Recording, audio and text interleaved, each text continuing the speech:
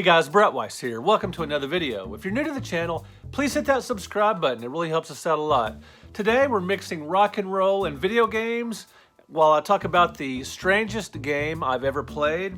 And that is, it's only rock and roll for the ColecoVision. I still have the cartridge, which I bought post Video Game Crash. I bought this in 1984 when it came out in a bargain bin at probably KB Toys. And I still have the instruction manual. It's only rock and roll. That looks pretty cool, right? Like a 70s or 80s rocker. And it is not an action game like Journey's Escape for the 2600 or for the arcades.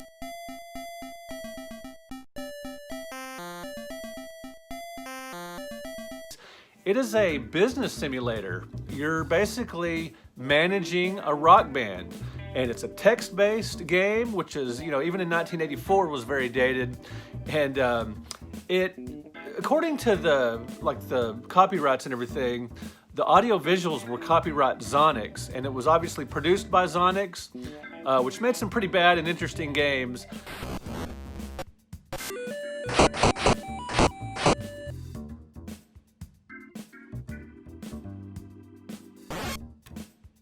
But it also has K-Tel branding. That's the company that used to make those, you know, greatest hits albums. Back in the day, you'd see the commercials, you know, old guys like me remember that. And the game is It's Only Rock and Roll, sort of named after, you know, just a common phrase in rock and roll, and also on the Rolling Stones song.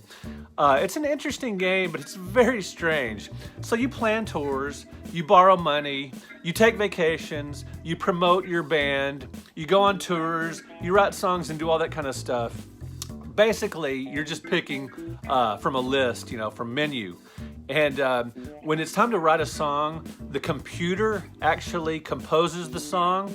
And the song lyrics are just ridiculous and make no sense whatsoever. So I'm gonna read real quick for you guys one of the songs, very briefly.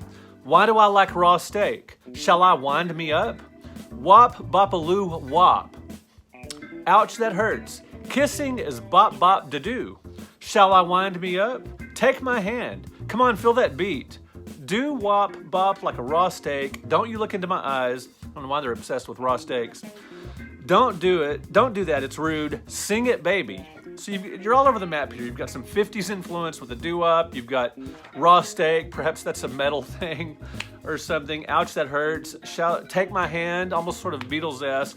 All over the map, nonsensical lyrics. And my nanny, she went downtown. She bought some broccoli. She brought it home. She's chopping broccoli.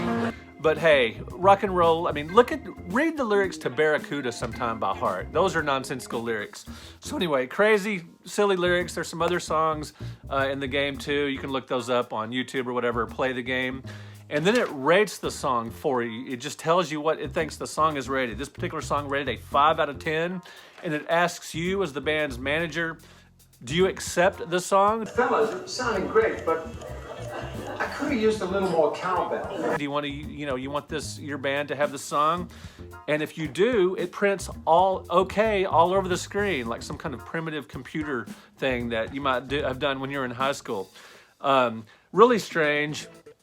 And you also go on so when you go on tour and you do a concert, it shows you a stick figure band playing a concert. And these are some of the worst bleeps and bloops. You know, you hear about, you know, older games like Atari and ColecoVision and all that, and Television, Odyssey 2, having bleeps and bloops. Well, this is the prototypical bleeps and bloops game.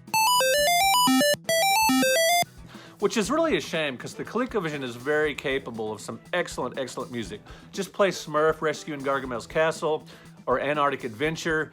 Excellent, excellent music. Sure, a little repetitious, but the music, and It's Only Rock and Roll, unfortunately, is terrible, which is ironic because it's a rock and roll, you know, it's a music-based game, so it should have gone out, you know, the developers for this game should have gone out of their way to make sure it had really good music. Now, when you're touring, you can lose income if your drummer was drunk. You can be, you know, when you're just starting out, you can entertain in the subway. And that cost you, in one segment of the game I was playing, you know, I entertained in the subway. And again, these are just random things that occur. And you're also selecting from, you know, text-based menu. It cost me $0 to perform in the subway. And it paid $40. Good, right? Unfortunately, I was arrested and fined $300. So bummer. And that was just kind of a random element. The game relies a lot on luck, and it's repetitious, overly so, but you can win if you get 3 status symbols, 1,000 popularity points, and $1 million. And it's also cool, you can break into the top 10 among such bands as Billy Joel, or rock acts as Billy Joel, Queen, and Genesis. So there is some connection to the real world names in the band, which is kind of cool. But it's kind of difficult to do this. It's hard to complete the game because it's just, there's a lot of bad luck involved. You could drop dead, when you lose, and for just arbitrary reasons, you could drop dead from exhaustion, you might be over the hill, and you could die from a broken heart. You won't be needing this. These things are sort of arbitrary and luck-based and everything, but it is a bizarre game. And I remember when this game, when I got it, the first year or so, I played this quite a bit just because it was so strange, and I'm such a hardcore ColecoVision fan. And like I said, I have the manual. I'll show you that just a little bit, what it looks inside, because it's a hard manual to find. It's not illustrated inside, unfortunately, but gives you a little backstory and kind of tells you what to do. It says that in this brilliant text and graphics game, it's not brilliant, it is weird though. You start with a guitar, a few bucks, and enough raw talent to sit in with the Stones or the Police. Now you've got some big decisions to make as you pick 1 of 3 levels, so it does have skill levels, and let It's Only Rock and Roll take you down a whirlwind road seeking the unbelievable wealth, status, and popularity points you'll need to succeed. If you can avoid exhausting tours, bad managers, lousy material, and too much fun, if you can keep your money, stay happy, and interpret the record charts and newspaper headlines, you'll be the all-time reigning king of rock and roll. Fail, and you'll be playing the opening act blues. But whether you end up a superstar or a has-been, it's only rock and roll, and you'll like it, love it, yes you will. Sort of a reference to the Stones there. And hey, you can do it. You got a winner's log there. Obviously, I didn't write in mine. I was sort of hesitant to do that. I was a collector.